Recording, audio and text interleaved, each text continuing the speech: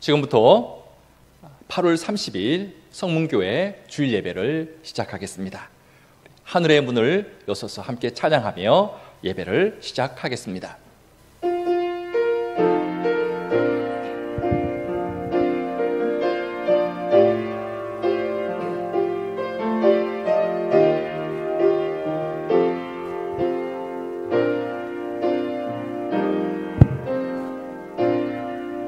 하늘의 문을 여소서, 이곳을 주목하소서. 주를 향한 노래가 꺼지지 않으니 하늘을 열고 보소서. 이곳에 임재하소서. 주님을 기다립니다. 기도의 향기가 하늘에 닿으니 주여 임재하여 주소서. 이곳에 오셔서 이곳에 앉으소서.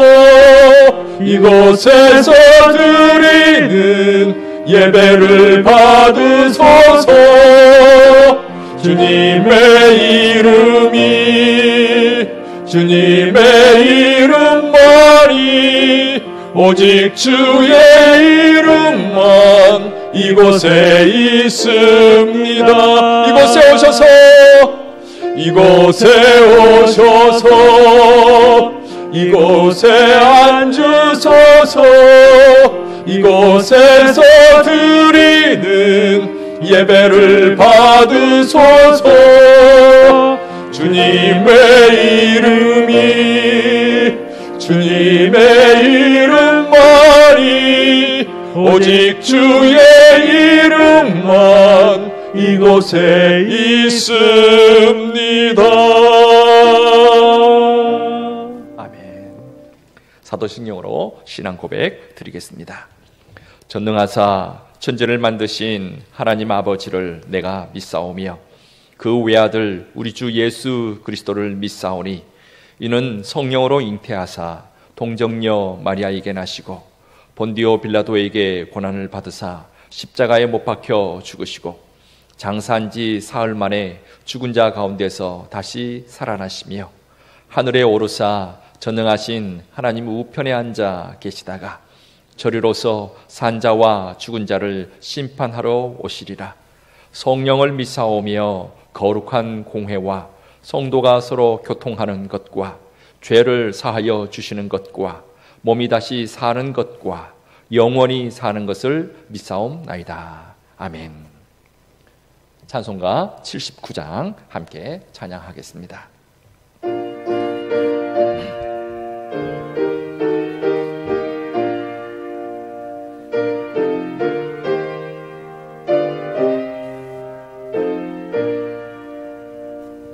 주 하나님 지으신 모든 세계 내 마음 속에 그리워볼 때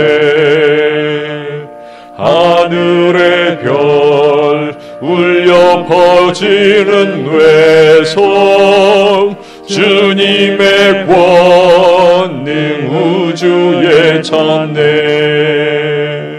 주님의 없고 위대하심을 내 영혼이 찬양하네. 주님의 없고 위대하심을 내 영혼이 찬양하네. 숲속이나 험한 산 골짜기에서 지저귀는 저 새소리들과 고요하게 흐르는 시냇물은 주님의 솜씨 노래하도다. 주님의 높고 위대하심을 내 영혼이 찬양하네. 주님의 높고 위대하심을 내 영혼이 찬양하네. 주 하나님 독생자 아낌없이 우리를 위해 보내주셨네. 십자가에 피 흘려 죽으신 주, 내 모든 죄를 대속하셨네. 주님의 높고 위대하심을 내 영혼이 찬양하네. 주님의 높고 위대하심을 내 영혼이 찬양하네. 내 주 예수 세상에 다시 올 때 저 천국으로 날 인도하리. 나 겸손히 엎드려 경배하며 영원히 주를 찬양하리라.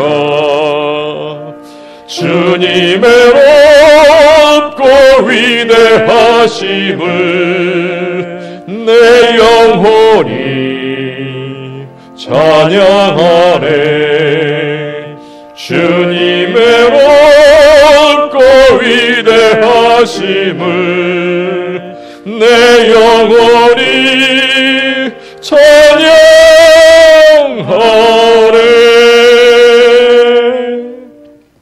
이 시간 심은섭 전사님 기도하시겠습니다. 하나님 아버지, 오늘도 하나님을 알고 사랑하는 사람들이 있는 곳곳에서 예배를 드리게 하심을 감사드립니다. 온라인으로 드리는 예배 속에서도 주님의 말씀으로 우리를 새롭게 하시고 찬양과 기도 속에 새 힘을 주실 것을 믿습니다. 하나님 아버지, 이 시대에 하나님이 허락하시는 모든 상황과 환경 속에서 저희의 무지함과 연약함을 깨달으며 교만했던 모습들을 회개합니다.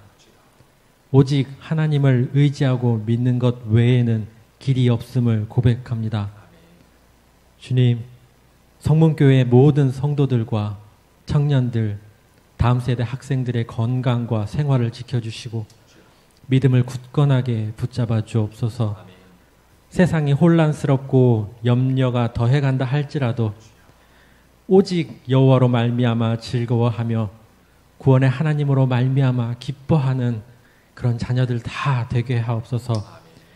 이 시간에 겸손한 마음으로 주의 이름을 찬양하며 주님의 말씀을 듣습니다. 주님, 저희를 긍휼히 여기시고 은혜를 주옵소서. 감사드리며 예수님의 이름으로 기도드렸습니다. 아멘.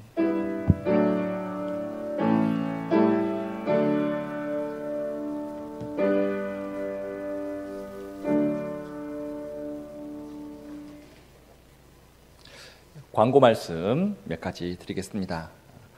코로나19 확산세가 커지고 있습니다. 더군다나 수도권에서는 너무나도 많은 사람들이 확진자가 생겨서 오늘부터 사회적 거리두기 2.5단계가 시행된다고 합니다. 다음 주일인 6일까지 시행되는데요. 우리 그리스도인들은 적극 동참해야 할 것입니다. 왜냐하면 우리 그리스도인들이 꼭 해야 될 사회적 책임이 있기 때문에 그렇습니다.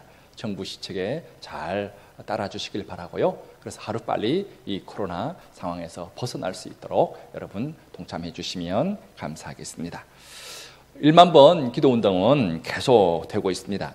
지난주에는 모두 589번의 기도가 드려졌고요. 총 합계 2448번의 기도가 하나님 앞에 올려졌습니다. 1만 번 우리 기도 제목 속에도 코로나19를 위한 그런 기도 제목이 여러 가지가 있죠. 집에 있을 시간이 많을수록 우리 1만 번 기도 운동에 더 집중해서 이 어지러운 이 힘든 상황을 위해서 우리가 기도하고 또 1만 번 기도 운동에도 집중해 주시면 감사하겠습니다. 이제 하나님의 말씀 함께 보겠습니다. 하나님의 말씀은 신약 요한복음 16장 16절에서 24절까지입니다. 요한복음 이제 16장 16절에서 24절까지 저와 여러분 한 절씩 교독하겠습니다. 제가 먼저 요한복음 16장 16절 먼저 읽습니다. 조금 있으면 너희가 나를 보지 못하겠고 또 조금 있으면 나를 보리라 하시니 제자 중에서 서로 말하되 우리에게 말씀하신 바 조금 있으면 나를 보지 못하겠고 또 조금 있으면 나를 보리라 하시며 또 내가 아버지께로 감이라 하신 것이 무슨 말씀이냐 하고 또 말하되 조금 있으면이라 하신 말씀이 무슨 말씀이냐 무엇을 말씀하시는지 알지 못하노라 하거늘 예수께서 그 묻고자 함을 아시고 이르시되 내 말이 조금 있으면 나를 보지 못하겠고 또 조금 있으면 나를 보리라 함으로 서로 문의하느냐 내가 진실로 진실로 너희에게 이르노니 너희는 곡하고 애통하겠으나 세상은 기뻐하리라 너희는 근심하겠으나 너희 근심이 도리어 기쁨이 되리라 여자가 해산하게 되면 그 때가 이르렀으므로 근심하나 아기를 낳으면 세상에 사람 난 기쁨으로 말미암아 그 고통을 다시 기억하지 아니하느니라 지금은 너희가 근심하나 내가 다시 너희를 보리니 너희 마음이 기쁠 것이요 너희 기쁨을 빼앗을 자가 없으리라 그날에는 너희가 아무것도 내게 묻지 아니하리라 내가 진실로 진실로 너희에게 이르노니 너희가 무엇이든지 아버지께 구하는 것을 내 이름으로 주시리라 같이 읽습니다. 지금까지는 너희가 내 이름으로 아무것도 구하지 아니하였으나 구하라 그리하면 받으리니 너희 기쁨이 충만하리라. 아멘. 이제 하나님의 말씀 함께 보겠습니다. 지금 영상으로 예배 드리고 계실 텐데요. 지금 영상으로 예배 드리는 저와 여러분 우리 모두가 호흡을 하고 있습니다. 우리 중에 혹시 지금 호흡 안 하고 계시는 분 계신가요? 다 하고 계시죠? 안 하시면 큰일 납니다. 호흡이 뭡니까? 숨을 들이마시고 내쉬는 것, 이것이 호흡이죠. 이렇게 호흡을 하는 사람은 살아있는 사람입니다. 반면에 내뱉은 숨을 다시 들이키지 못하는 사람은 죽은 사람입니다. 설령 살아있다 하더라도 다시 들이키지 못하는 사람은 채 몇 분이 되지 않아 죽을 사람이죠. 이런 사람들을 숨이 넘어갔다, 숨이 끊어졌다라고 그렇게 말을 하죠. 자, 살아있는 사람과 죽은 사람과의 차이가 바로 이 호흡입니다. 숨을 내쉴 때만 해도 살아있는 사람입니다. 그러나 숨을 들이키지 못하면 그때부터는 죽은 사람이 됩니다. 여러분, 죽은 사람의 몸을 뭐라고 합니까? 시체라고 하죠. 일단 시체가 되면요, 사람들은 더 이상 함께 하려고 하지 않습니다. 아무리 사이가 좋았던 부부라 할지라도 죽은 남편의 시체를 안고 함께 밤을 같이 지새는 그런 사람은 없습니다. 시체로 확인된 순간부터 산 사람은요, 그 시체를 자기에게서부터 격리시킵니다. 먼저 사람이 죽으면 가장 먼저 하얀 천으로 덮지요. 그리고 병원 냉동실에 넣어버립니다. 그리고요, 시간이 지나면 그 위에다가 수의를 입힙니다. 여러분, 수의는 산 사람은 절대로 입지 않는 옷입니다. 그래서 이 수의를 입히는 것도 격리시키는 것입니다. 시체, 너는 더 이상 우리와 함께 할 수 없어 하는 그런 모든 것이 이렇게 격리시키는 그 속에 다 들어가 있는 거죠. 여러분, 시체에 수의를 입힌 다음에 얼굴에는요, 두건을 씌웁니다. 그리고는요, 두 손과 발은 꽁꽁 묶습니다. 그리고는 다시 그 시체를 관 속에 넣죠. 그리고 관 뚜껑을 닫고 못질을 해서 완전히 닫아버립니다. 다시는 밖으로 나올 수 없게 그렇게 격리시키는 거죠. 그런데 이것이 끝입니까? 아닙니다. 다음 순서가 또 남아 있습니다. 그 시체를 준비된 구덩이 안에 내려놓지요. 관을 내려놓죠. 그리고는 흙으로 그 관 속과 그 구덩이를 가득 채웁니다. 그 위에 계속 흙을 덮어서 커다란 봉분을 세우죠. 이것은 완전히 더 산 사람들과 이제 격리시켜 버리는 거죠. 모든 길을 이제 차단시켜 버리는 겁니다. 요즘은 매장보다 화장을 더 많이 하잖아요. 그런데 이 화장은요, 시체를 아예 불로 태워버리고 남은 뼈 조각을 흩어버리는 것입니다. 이것은 어쩌면 매장보다도 더 확실하게 산 사람과 격리시켜 버리는 것입니다. 이처럼 이 죽음이라고 하는 것은 다시는 돌아오지 못하게 산 사람들과 완전히 격리시키는 것을 말합니다. 이런 죽음을 앞두고 있는 분이 오늘 우리가 함께 읽은 말씀 속에서 나옵니다. 누굽니까? 예수님입니다. 바로 내일이면 이제 십자가에 못 박혀서 돌아가셔야 할 그 예수님이 마지막 만찬에서 제자들에게 이런 말씀을 하십니다. 오늘 말씀 16절 말씀인데요. 우리 한 목소리로 16절을 한번 같이 읽겠습니다.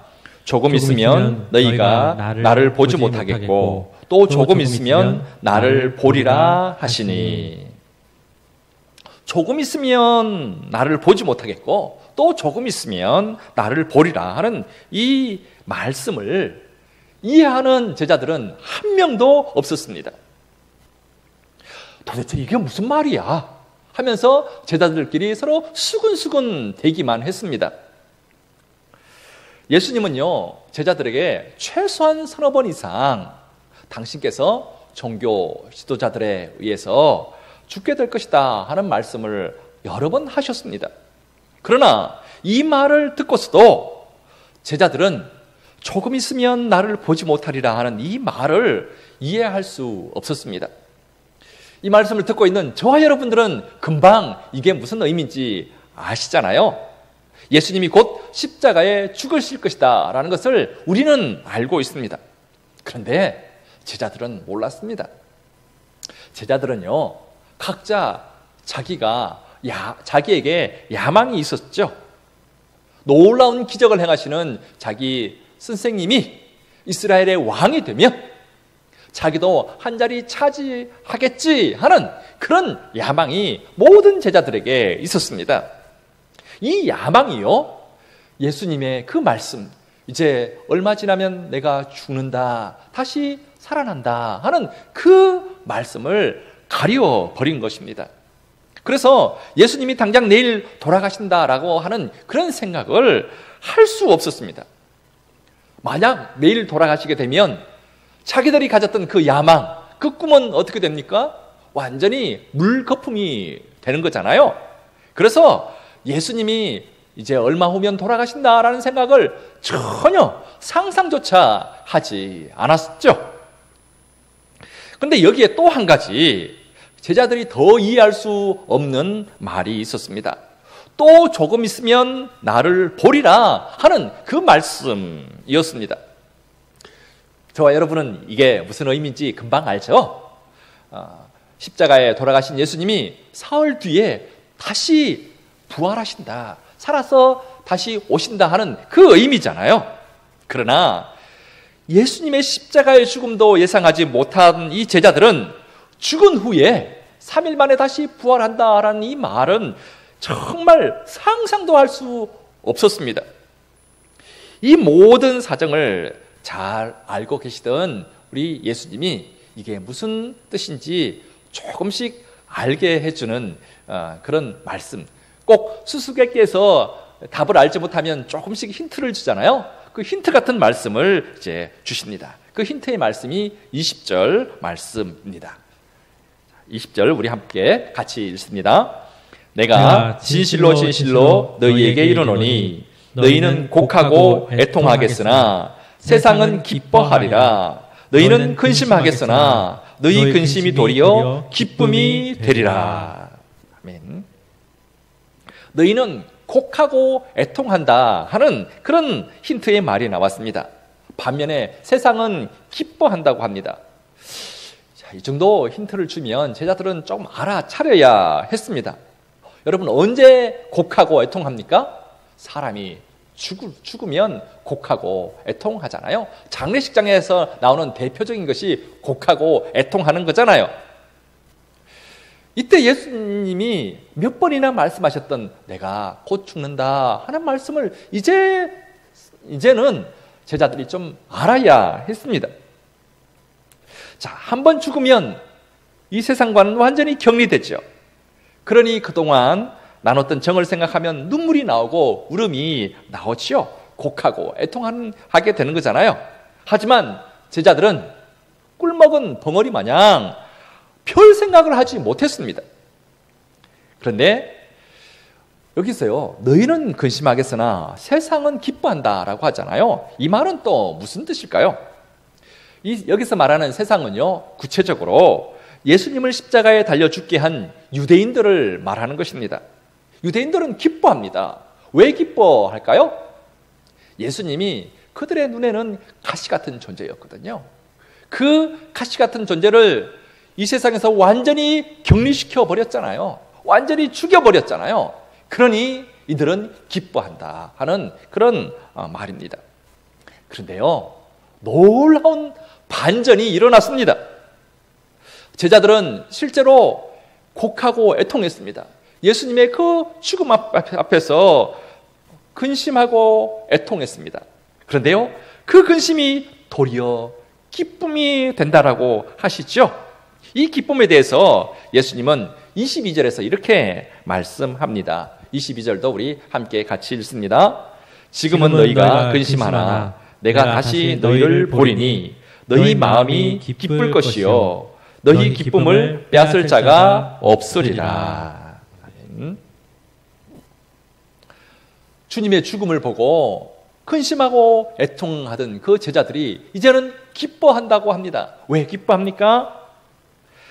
십자가의 죽으심으로 이 세상과는 완전히 분리되었던 그분이 다시 살아나셨기 때문입니다. 꽁꽁 묶어서 무덤에 장사 지냈는데 그 무덤을 열고 부활하셨기 때문입니다. 부활하신 예수님을 보고서 제자들은 너무 기뻤습니다. 이분은 이 제자들이 바라던 이스라엘의 왕 정도가 아니었습니다. 이분은 죽음을 이기고 다시 살아나신 하나님의 아들이셨습니다. 하나님이 보내신 구세주였습니다.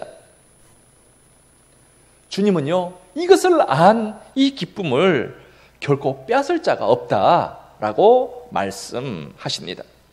다시 말해서 그 어떤 사람, 그 어떤 상황에서도 결코 없어지지 않을 기쁨이다라는 겁니다. 한마디로 영원한 기쁨이다 하는 거죠. 그분을 알고 부활하신 그분을 만나는 이 기쁨은 영원한 기쁨이다라는 겁니다. 이와는 반면에 세상이 주는 기쁨은요, 변하는 기쁨입니다. 시간에 따라서, 환경에 따라서 변하는 기쁨이에요. 여러분, 처음 차를 사면 엄청 좋습니다. 진짜 좋습니다. 제가 예전 교육전도사 시절에 그때 유행하던 차 티코를 난생 처음으로 샀거든요. 제 차를 그렇게 처음으로 샀습니다. 그때 너무너무 좋았습니다. 티코 여러분 아시나요? 그 티코에 타면 모든 것을 얻은 것 같았습니다. 그런데 여러분, 그 차를 한 2년 정도 타고 난 뒤에 그 차에 올라타면 처음 탔던 그 기쁨이 있습니까? 아니요. 천만에요. 그런 기쁨은 없어집니다. 좋은 회사에 들어가면 또한 좋죠. 기분이 좋죠. 기쁘죠. 그런데 그 회사에 들어가서 일해보니까 일이 너무 많은 거예요. 휴일도 쉬지 못하고 일해야 했습니다. 그러면 그 회사에 가는 것, 그것이 기쁨입니까? 아닙니다. 아닙니다. 기쁨이 될 수 없습니다. 이처럼 세상의 기쁨은 변합니다. 하지만 우리 예수님이 주시는 기쁨은 변하지 않습니다. 죽음을 깨뜨리고 부활하신 기쁨이기 때문에 그렇습니다. 이렇게 죽음을 이기고 우리에게 영원한 생명을 주시기 때문에 그분이 주시는 이 기쁨은 영원한 기쁨이 되는 것입니다. 예수님께서 이렇게 힌트를 줬는데도 제자들이 전혀 감을 잡지 못했습니다. 그래서요, 또 다른 힌트를 주십니다.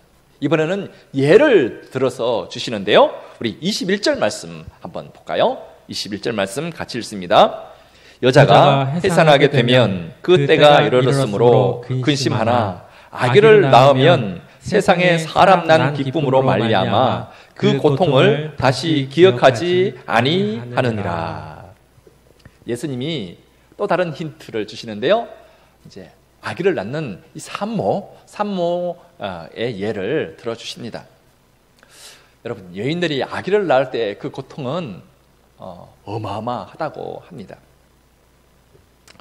제가 군대에 있을 때였는데요. 아마 그때가 이등병이었던 것 같습니다. 하루는 갑자기요, 이런 명령이 떨어졌습니다. 태권도 단증이 없는 사람들은 이제부터 일과가 다 끝난 다음에 식사 후에 밤에 나와서 연습을 한다. 다 나와라. 다 집합. 그런 명령이 떨어졌습니다. 그래서 단증이 없던 저는요, 고참이 사용하던 그 태권도 도복을 입고 이제 연습하러 나갔죠. 한 40여 명 정도가 나와 있었습니다. 그래서 태권도 유단자인 고참이 앞에서 이렇게 우리 이제 태극 일장은 어떻게 하고 이렇게 한다라고 이제 가르쳐주고 우리는 따라했습니다. 그런데요, 조금 연습하고 난 뒤에 갑자기 태권도를 잘 하려면 다리를 찢어야 한대요. 그러면서 선임하사와 고참 몇 명이 달려들어서 한 사람 한 사람씩 다리를 찢는 겁니다. 여러분, 생다리 찢어보신 분 계십니까? 그 고통은요, 상상을 초월합니다. 얼마나 아프든지 저는 그냥 넷바 고함을 질렀습니다. 악! 하고 비명을 질렀습니다. 그때까지 제가 겪어본 고통 중에 최고였습니다. 그래서 저는 해산의 고통을 말하면 예전에 군대에서 태권도 할 때 생다리 억지로 찢던 그 고통이 생각납니다. 물론 이 해산의 고통은 그때보다 더 하겠지요. 아무튼 여인들이 아기를 낳을 때 그 고통은 온 뼈가 으스러지는 그런 고통이라고 합니다. 바로 죽음의 고통과 같은 그런 고통입니다. 그러나 여러분, 여인들이 아기를 낳을 때 그 해산의 고통을 평생 잊지 않고 기억하면서 날마다 몸서리치는 그런 여인들이 있습니까? 없습니다. 왜 그렇습니까? 새로 태어난 생명의 기쁨 때문입니다. 그 생명의 기쁨이 너무나도 크기 때문에 해산의 고통을 다 잊어버리는 겁니다. 그래서 둘째도 낳고 셋째도 낳고 넷째도 또 낳는 겁니다. 제자들에게 있어서 예수님의 이 죽음은 상상하기 힘든 고통이었습니다. 지금까지의 자기들이 가졌던 모든 꿈과 희망이 사라져버리는 그런 고통이었습니다. 이제는 어떻게 살아야 할까 앞이 막막했습니다. 그러던 그들 앞에 부활하신 예수님이 나타나셨습니다. 그분은 영의 모습으로 나타나신 것이 아니었습니다. 제자들과 함께 식사도 하셨습니다. 그리고 손에 있는 못자국도 보여주시고 창이 찔린 옆구리도 보여주셨습니다. 정말 죽으셨던, 십자가에 못 박혀서 죽으셨던 그분이 다시 살아나신 것입니다. 부활하신 예수님을 만난 이후에 제자들은요, 방금까지 가졌던 그 근심과 고통은 순식간에 사라졌습니다. 그리고는 이제는 세상에 그 모든 것을 준다 해도 얻을 수 없는 그런 기쁨을 얻게 되었습니다. 세상의 시간과 환경이 변하면 달라지는 그런 기쁨이 아니었습니다. 어떤 상황이 주어져도 이제는 감사하고 기뻐할 수 있는 그런 기쁨을 이 제자들이 누리게 되었습니다. 성경에는요, 이런 기쁨을 누리는 자들의 이야기로 가득 차 있습니다. 사도행전 16장에는 바울과 실라 이야기가 나옵니다. 우리 사도행전 16장 23절부터 25절까지 한번 우리 같이 읽어볼까요? 같이 읽습니다. 많이 친 후에 옥에 가두고 간수에게 명하여 든든히 지키라 하니 그가 이러한 명령을 받아 그들을 깊은 옥에 가두고 그 발을 착고에 든든히 채웠더니 한밤중에 바울과 실라가 기도하고 하나님을 찬송하며 죄수들이 듣더라. 아멘. 바울과 실라는요, 예수님을 전하다가, 복음을 전하다가 빌립보 감옥에 갇혔습니다. 많은 매를 맞고 깊은 옥에 갇혔습니다. 그 매 때문에 온몸은 찢기고 아마 피투성이였을 것입니다. 그런데다가 그들의 발은 착고에 채워졌습니다. 마음대로 움직이지도 못했습니다. 그럼에도 불구하고 그들에게서 나오는 것은 억울함과 불평이 아니었습니다. 속에서 올라오는 기쁨이 있었습니다. 예수를 자기의 인생의 주인으로 모신 이들의 마음속에만 있는 그런 기쁨입니다.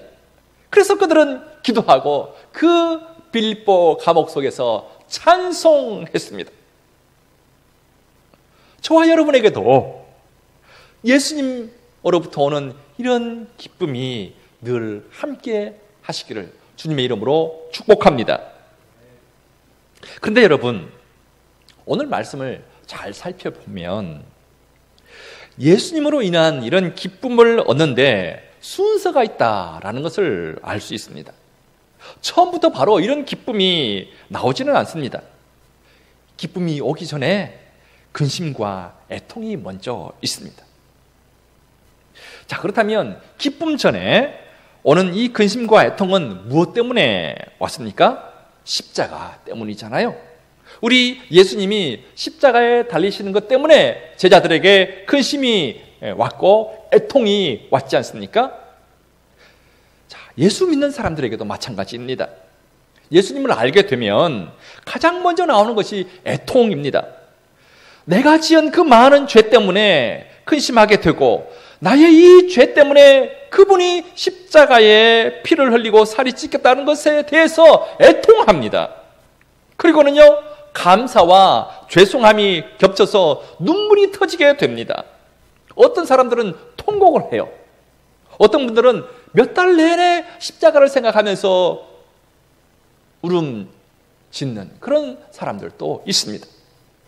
그러나 애통이 그치고 기쁨이 옵니다. 부활의 그 은혜가 밀려오기 때문입니다. 죽음을 이기신 그분의 생명이 나의 생명이 되었다라는 것이 실제로 느껴지기 때문입니다. 그러면 내가 구원받고 영생 얻었음을 알게 되고요, 이때 말할 수 없는 그런 기쁨을 얻게 됩니다. 이 기쁨은 세상의 그 어떤 것도 빼앗아갈 수 없는 그런 기쁨이죠. 감옥 속에서 온몸이 피투성이가 되어도 찬송할 수 있는 그런 기쁨입니다.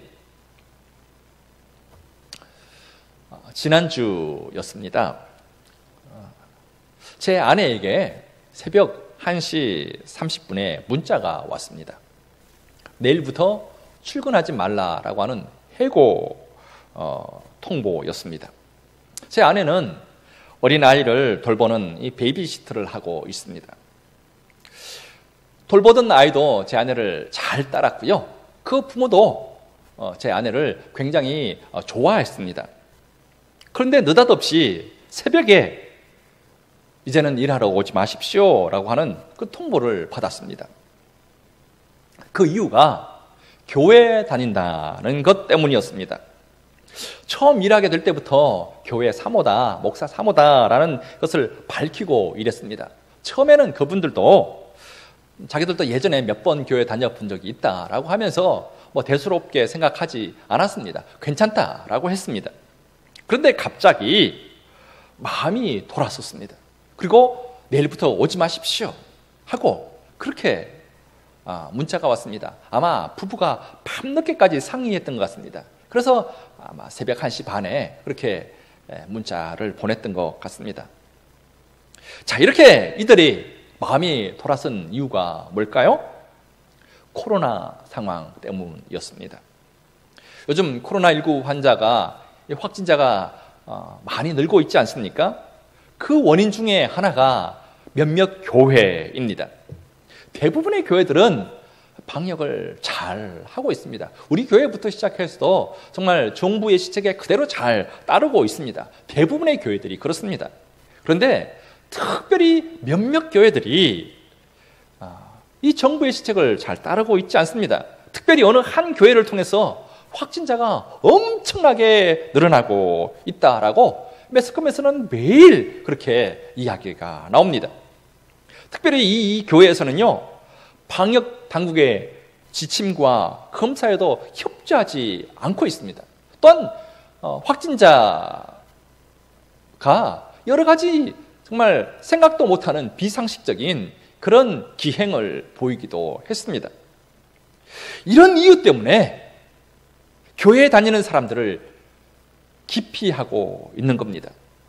우리 아내에게 해고 통보를 한 이 부모도 자기 아이가 혹시 교회를 통해서 코로나 바이러스에 감염이 되면 어떡할까 하는 걱정 때문에 갑자기 그런 결정을 내린 것입니다. 매스컴에 나오는, 뉴스에 나오는 그 몇몇 교회에, 특별히 어느 한 교회에 그런 특별한 기행을 보고 다른 교회도 그렇지 않을까 하고 이 사람들이 생각하는 거죠. 사랑하는 여러분, 요즘 많은 직장에서 주일날 예배 드리는 사람을 기피하고 있습니다. 어떤 회사는요, 매주 예배 갔다 왔는지 체크를 하는 회사도 꽤 많습니다. 그리고요, 제가 우리 청년 사역을 하는 우리 목사님에게 직접 들은 이야기인데요, 특별히 청년들이 다니는 직장에서는 그 사람들에게 직접적으로 이런 얘기를 한답니다. 만약 교회 예배 다녀와서 네가 확진자가 되면 그때부터 당신은 우리 회사 못 다녀 라고 그렇게 말하는 회사도 꽤 많습니다. 왜 이렇게 교회가 혐오단체가 되어버렸습니까? 이 코로나 상황에서 꼭 지켜야 하는 사회적 책임을 제대로 감당하지 못했기 때문이 아닐까요?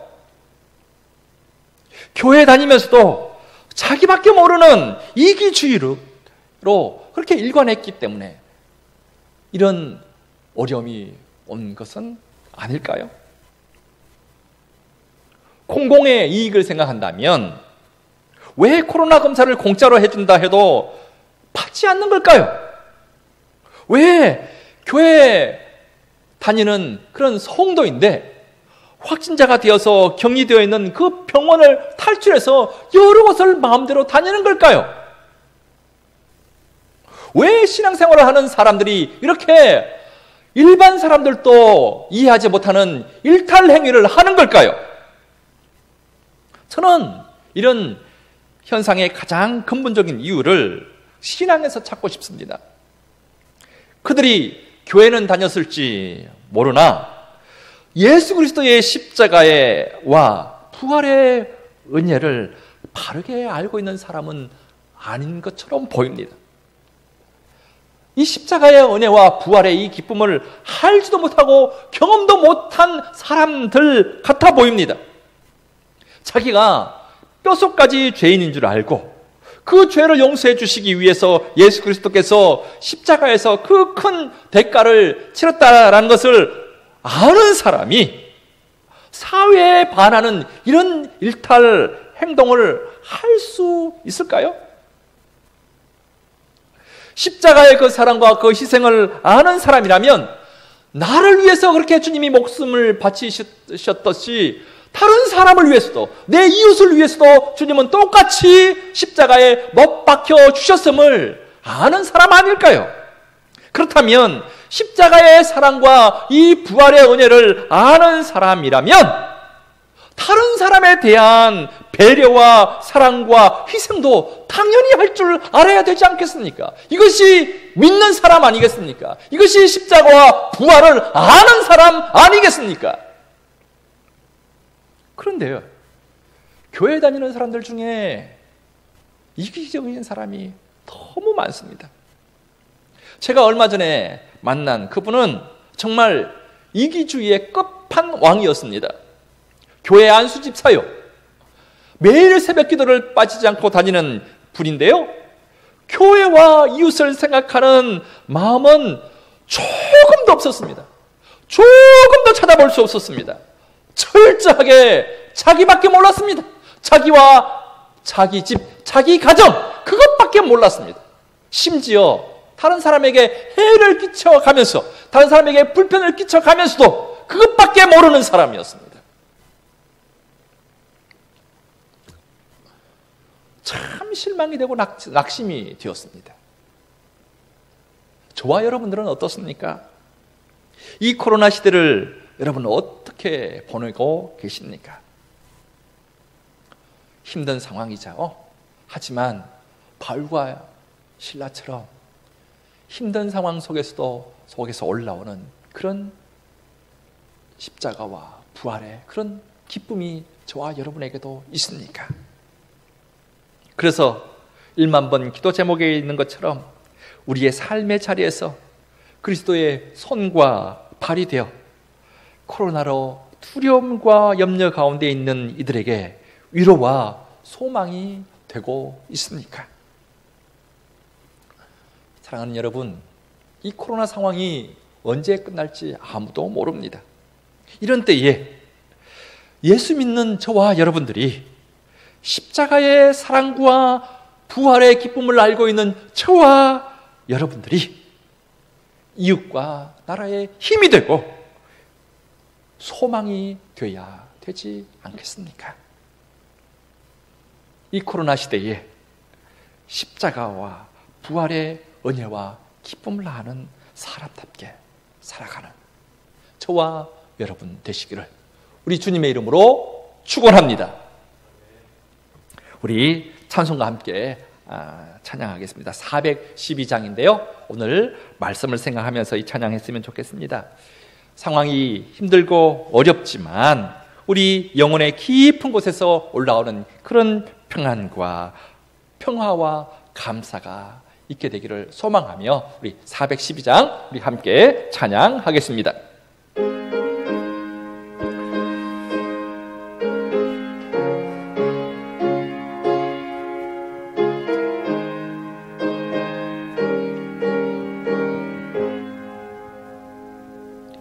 내 영혼의 그 깊은 데서 맑은 가락이 울려라네.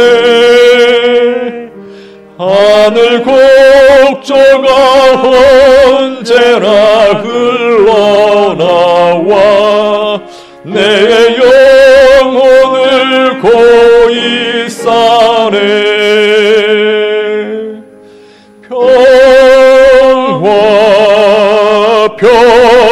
평화로다 하늘 위에서 내려오네.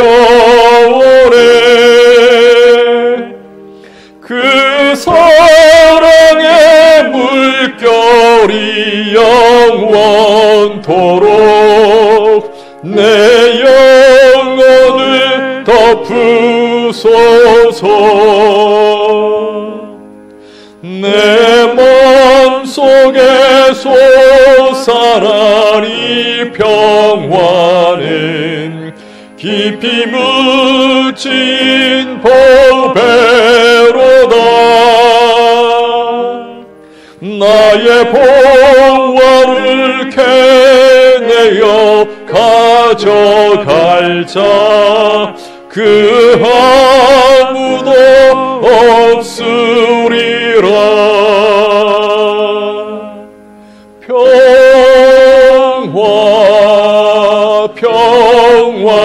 평화로다. 하늘 위에서 내려오네. 그 사랑의 물결이 영원토록 내 영혼을 덮으소서.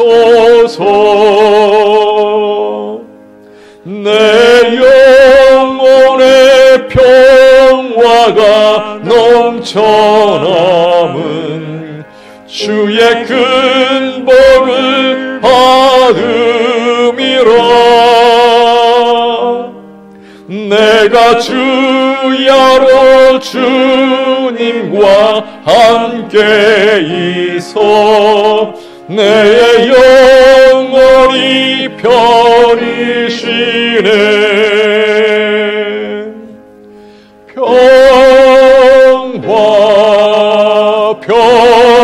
평화로다.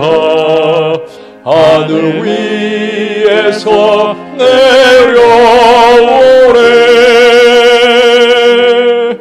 그 사랑의 물결이 영원토록 내 영혼을 덮으소서. 이 땅 위에 험한 길 가는 동안 참된 평화가 어디 있나. 우리 모두 다 예수를 친구 삼아 참 평화를 누리겠네.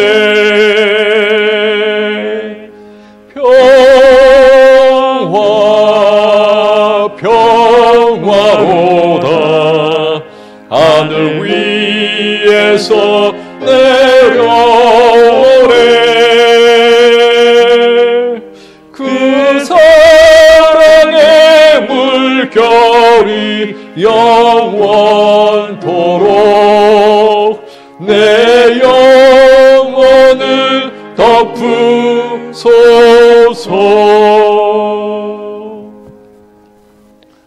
기도하겠습니다. 이제는 우리 주 예수 그리스도의 은혜와 하나님 아버지의 크신 사랑과 성령님의 감동, 감화, 인도, 충만하심의 은혜가 십자가의 은혜를 경험하고 부활의 기쁨을 누리기를 소망하는 성문교회 모든 성도들과 이들의 가정과 자녀 손들 위에 이제로부터 영원토록 함께 하실지어다. 아멘.